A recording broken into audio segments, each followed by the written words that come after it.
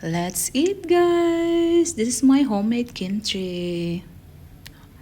Yun, nagluto ko ng tinola. Of course, brown rice. And pineapple. Kain tayo, guys. Magsabaw muna tayo. Sarap ng sabaw. Ito, gulay, sayote, and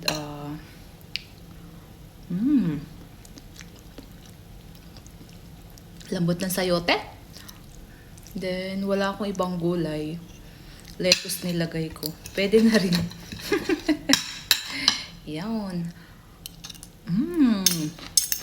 Sarap. And then, my homemade